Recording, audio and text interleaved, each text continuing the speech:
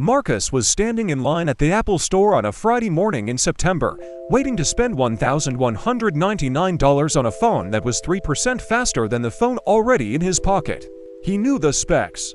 He had watched every review, read every leak, refreshed every rumor site for months. The new camera had one more lens. The processor was marginally quicker. The screen was slightly brighter. He could not articulate exactly what his current phone could not do. It made calls, sent texts, took photos good enough for Instagram, ran every app he needed. It was 18 months old and worked perfectly. But somehow standing in that line, he felt like he was falling behind, like his current phone was suddenly inadequate. Even though nothing about it had changed since the night before when he had used it to watch the keynote announcing its replacement. That was the moment the magic happened. Not in the phone itself, but in Marcus' perception of the phone he already owned. 24 hours earlier, he was satisfied. Now, watching Tim Cook unveil features he would never use, Marcus felt a strange dissatisfaction creep in. His perfectly functional device had been psychologically downgraded by the mere existence of something newer. He did not need a new phone. He needed to believe his current phone was no longer enough. And Apple has spent billions of dollars making sure he would believe exactly that. Marcus bought the new phone. He spent the weekend transferring his data, setting up his apps, and admiring how similar everything looked to what he had before. By Monday, the new phone felt normal, indistinguishable from the experience he had left behind. The excitement lasted 72 hours. The payment plan lasted 24 months. And in 18 months, he would be back in another line, convinced once again that what he had was suddenly not enough. My name is Bobby, and I spend way too much time thinking about why perfectly good technology starts feeling broken the moment something newer exists. If you have ever upgraded a phone, laptop, or tablet and realized weeks later that you paid $1,000 for an experience almost identical to what you had. If you have ever felt your device slow down suspiciously close to a new model release, make sure to hit that subscribe button.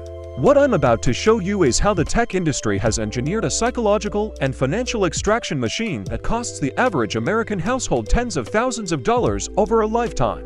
Not for innovation, but for the illusion of innovation. I call it the upgrade illusion. And once you see how it works, you will never look at a product announcement the same way again. Here is the fundamental thing you need to understand about the modern tech industry. The business model is not built on selling you a great device once.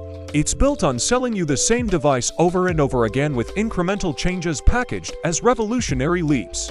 Apple, Samsung, Google, and every other major tech company have mastered a psychological manipulation that turns satisfaction into dissatisfaction on command. They don't need to make your old device worse. They need to make you feel like it's worse, which is a much easier problem to solve. And they solve it every single September with a keynote presentation, a barrage of advertising, and a carefully orchestrated cultural moment that makes everyone simultaneously look at their current phone and think, maybe it's time. The numbers behind this illusion are staggering. According to data from Counterpoint Research, the average smartphone replacement cycle in the United States is approximately 2.88 years. Americans upgrade their phones every 33 months on average, even though modern smartphones are built to last 5 to 7 years with proper care. The average selling price of a smartphone in America is now over $850, according to consumer intelligence research partners, and flagship devices routinely cross the $1,000 threshold. If you upgrade every 2.88 years at $850 per phone over a 40-year adult life, you will spend approximately $12,143 on smartphones alone. And that's before you add cases, chargers, accessories, Apple Care, and the monthly financing charges that most people now use to avoid feeling the full pain of payment. But smartphones are just the beginning. Add laptops replaced every 3 to 4 years at an average of $1,000 to $100 each. Add tablets at $600 every 4 years. Add smartwatches at $400 every 3 years. Add wireless earbuds at $200 every 2 years. Add smart home devices, streaming dongles, and the endless parade of gadgets that marketers convince you are essential until the next version makes them feel obsolete. A 2023 report from the Consumer Technology Association found that the average American household spends approximately $1,700 per year on consumer electronics over a 40-year adult life. That's $68,000, the price of a luxury car, a down payment on a house in most markets, or approximately $340,000 if invested in an index fund at 8% returns over the same period. You are not buying technology. You are buying scheduled dissatisfaction manufactured by companies who profit from making you feel perpetually behind. Let me show you exactly how the upgrade illusion works, because the machinery behind it is both elegant and ruthless. The first mechanism is planned obsolescence through software, the deliberate slowing of older devices through operating system updates designed for newer hardware. In 2017, Apple admitted to throttling the performance of older iPhones to compensate for aging batteries, a practice that resulted in a $500 million settlement and confirmed what users had suspected for years. Their phones were not imagining the slowdown that seemed to coincide with new model releases. But software obsolescence goes beyond throttling. Each new operating system version requires more processing power, more RAM, more storage, resources that older devices have in fixed quantities. Your 3-year-old phone can still run the latest iOS or Android update technically, but it runs it slower with more lag, with apps that crash more frequently, with a battery that drains faster, because the software demands exceed what the hardware can comfortably provide. You didn't break your phone. The manufacturer updated it into degradation. And the only solution they offer is purchasing the new hardware designed for the new software. The second mechanism is planned obsolescence through hardware, the deliberate design choices that make devices difficult or impossible to repair. According to the US Public Interest Research Group, the right to repair movement exists specifically because manufacturers have made batteries non-replaceable, screens proprietarily fused, and parts unavailable to independent repair shops. An iPhone battery replacement through Apple costs $89 to $119 and requires an appointment at a certified location. The battery itself costs approximately $15. The rest is labor and artificially restricted access. Many consumers facing an $89 repair bill on a 3-year-old phone conclude that they might as well put that money toward a new device. Exactly the calculation the manufacturer intended. The third mechanism is the most insidious. The annual release cycle itself. By launching new devices on a predictable schedule, tech companies have trained consumers to experience their current device as increasingly obsolete with each passing month. The phone you bought in January feels cutting edge.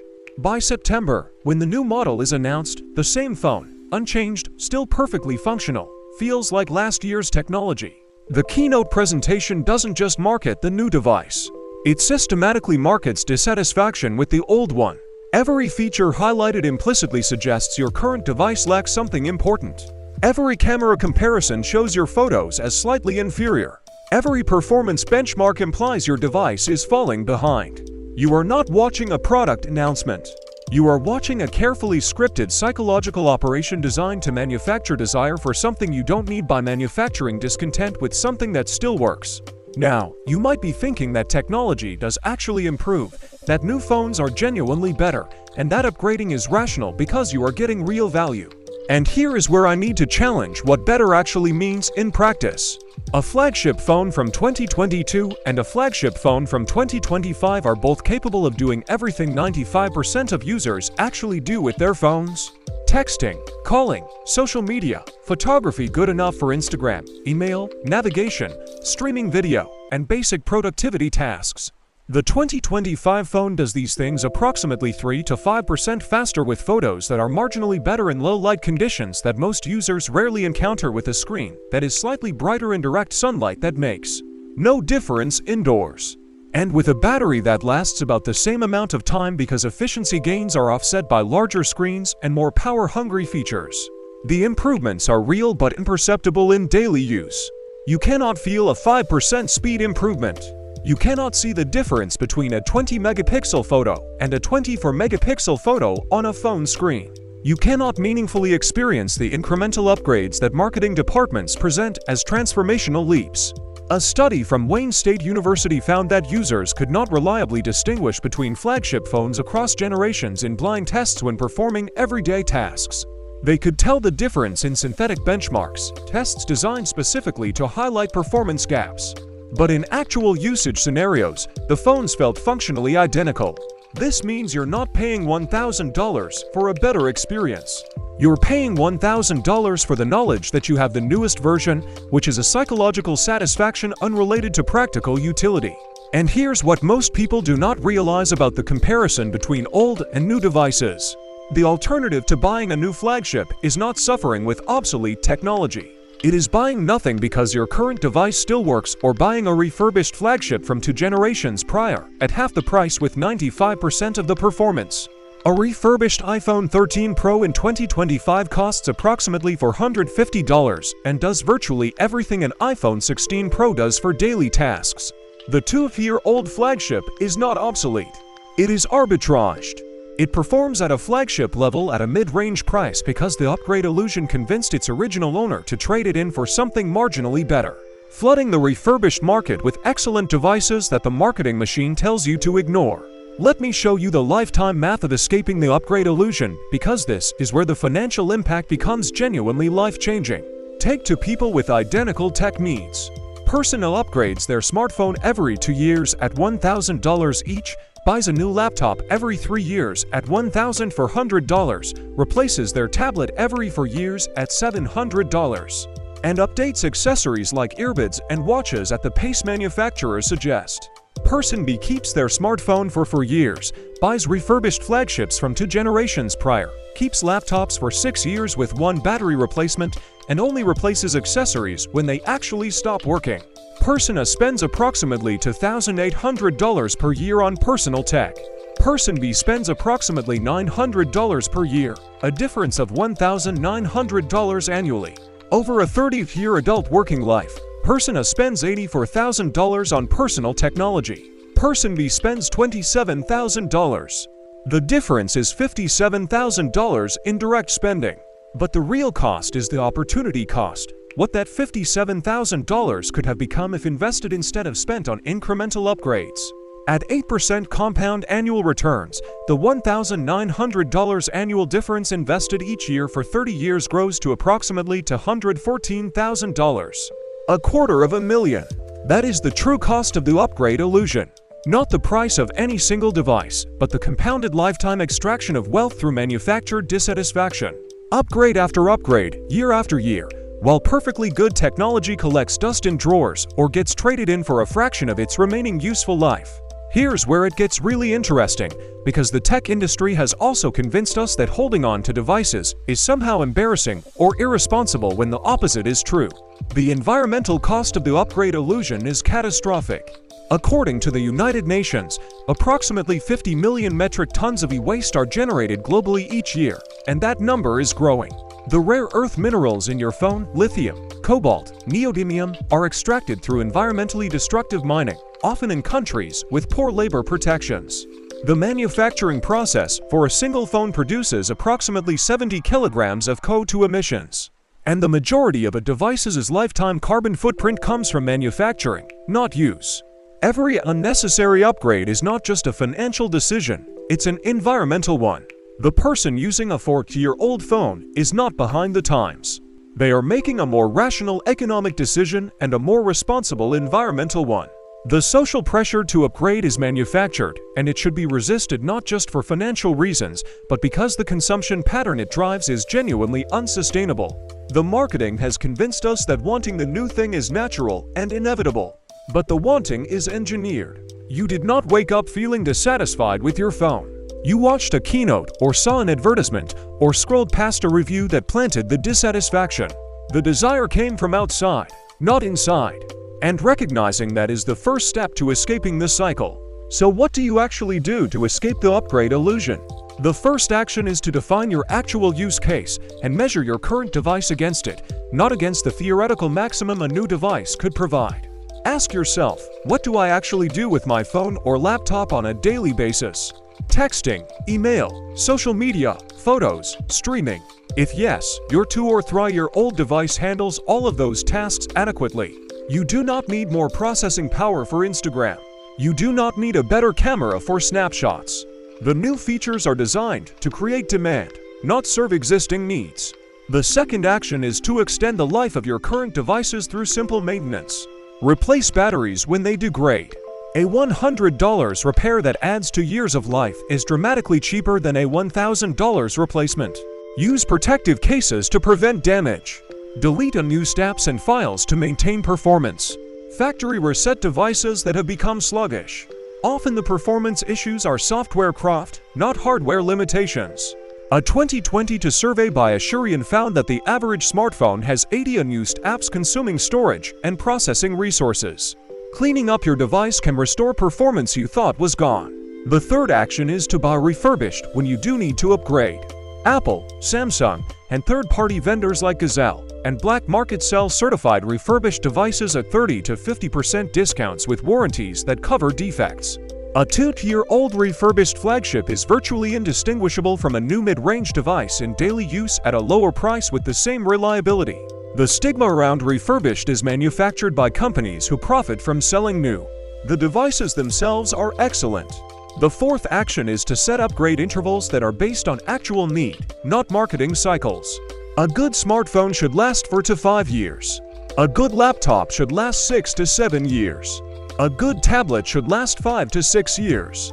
When the device literally cannot run the software you need or the battery cannot hold a charge even after replacement, that's when you upgrade, not when a company tells you that something newer exists. Right now, you probably see yourself as someone who appreciates technology, who enjoys having capable devices, who stays reasonably current without being excessive. That identity feels balanced and rational. But there's another way to see it. Every upgrade cycle you participate in is a vote for a system designed to extract maximum revenue from manufactured dissatisfaction. Every time you trade in a working device because something newer exists, you are confirming that the psychological manipulation worked. The tech industry does not see you as a customer to serve. It sees you as a resource to harvest on a predictable schedule. And it has engineered an entire cultural apparatus, product announcements, influencer reviews, social media hype, trade-on programs to ensure you show up every 2 to 3 years with $1 ready to exchange for an experience almost identical to what you already had. Marcus is not a cautious spender. He is the perfect customer. He waited in line to pay $1,199 for a 3% improvement he cannot perceive. And in 18 months, he will do it again, never calculating the lifetime cost because the payments are spread across months and the dissatisfaction is manufactured fresh each September. The upgrade illusion works because it attacks your perception, not your device. Your phone did not become worse when the new model was announced. Your perception of your phone changed because billions of dollars were spent changing it. The only escape is to recognize the manipulation for what it is and to measure your device against your actual needs rather than against an artificial standard designed to make you feel perpetually behind. You are not behind. You are being told you're behind by people who profit when you believe them. Your 3-year-old phone works. Your 5-year-old laptop works. The dissatisfaction you feel is not coming from the device. It is coming from a marketing machine that needs you dissatisfied to survive. Unplug from the illusion. Keep what works.